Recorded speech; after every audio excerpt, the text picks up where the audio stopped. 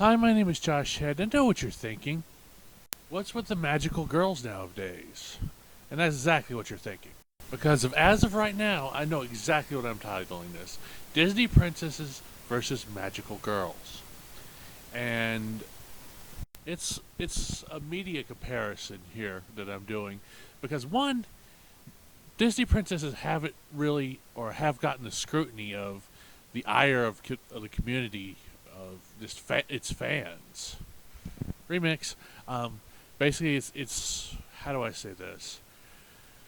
People have scrutinized Disney princesses more than they've scrutinized magical girls. They want their Disney princesses to be more progressive.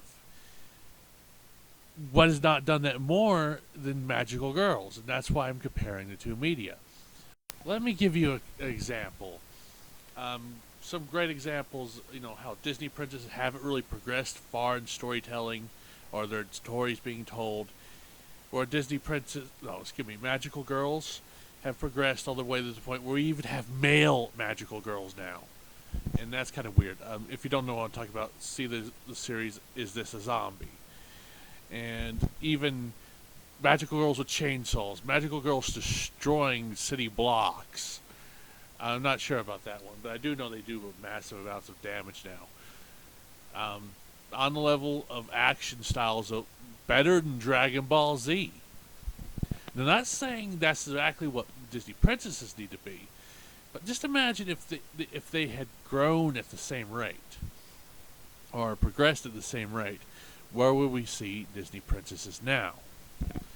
And I'd at least say a couple examples are like compare the most progressive Disney princess, and I haven't watched the newer Disney princesses stuff because one, I tried to watch Brave, and well, actually, it seemed pretty good.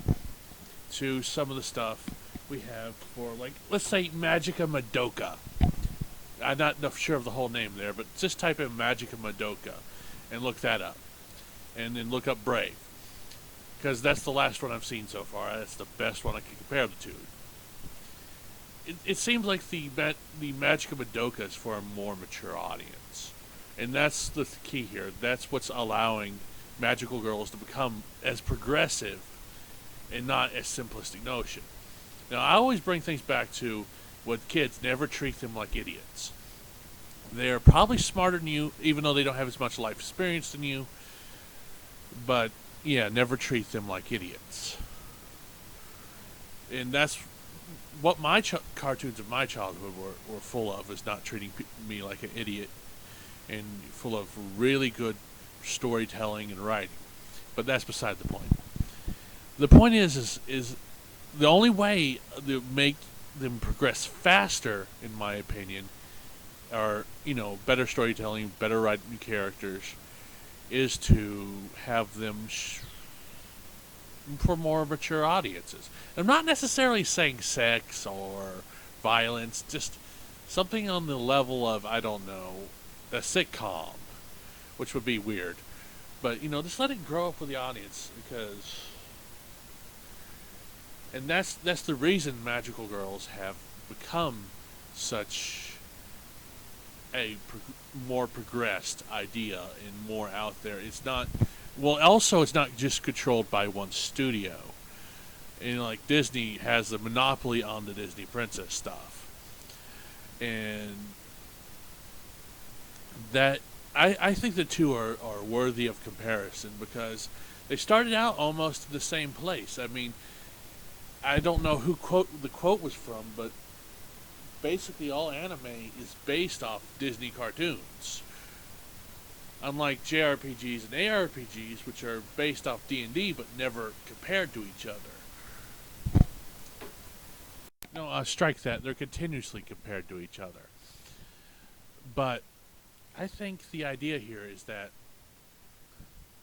they started the same place, similar ideas, and in fact, I can't remember. I heard someone say, and I can't verify this even more. I can't verify this even more than my last quote. That the after one of the creators of the original Magical Girl saw Bewitched, they made their magical little girl, or I don't.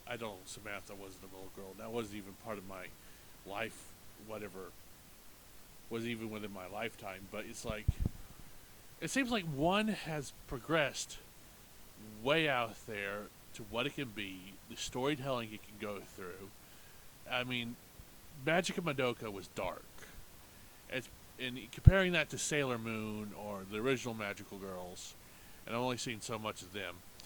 It seems like yeah, this they're more for the storytelling has gotten way better. I mean, there's no clamp down on what you can write as a magical girl. You can write a magical girl with a magical rocket launcher and no one would care. I mean, and that's the difference here. Because, Disney princesses have to conform to that princess model.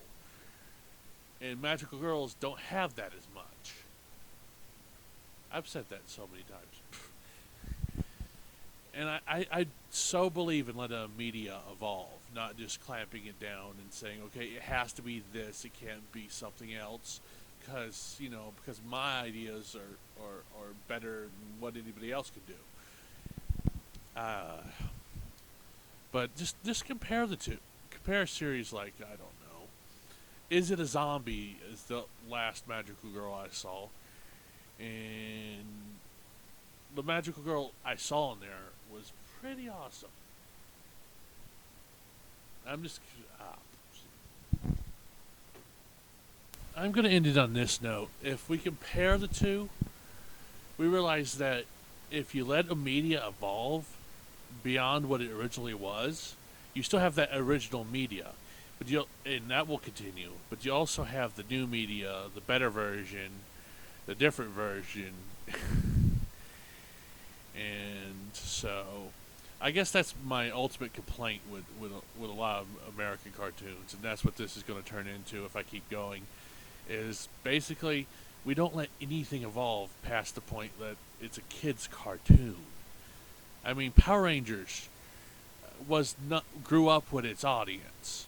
It was a Japanese thing before it was an American thing, and that's where I'm going to end it because I'm just going to get into completely another conversation. But I'm going to do the whole male 12 list of the kisses. I think part of it tonight and possibly tomorrow. So, this has been Thinking with Your Head. Good night. Oh, yeah. I guess I should mention this. Please buy my book. It's called Truly Duel Saga. It's about cheating the fates, and you can find it on Amazon, or I'm putting a link below to that in my riff tracks. So that's about it. Talk to you later. Bye.